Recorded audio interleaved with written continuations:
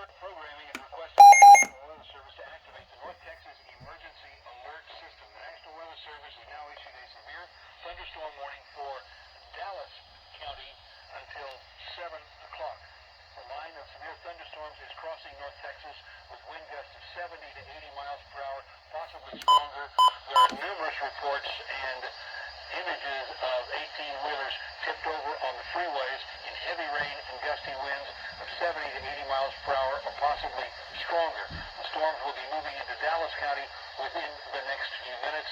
70 to 80 mile per hour wind gusts can be expected. Additionally, severe thunderstorm warnings are also up for Collin County.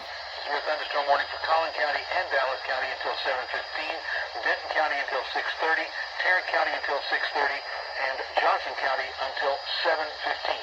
All North Texas stations affected by this alert are requested to relay the preceding message.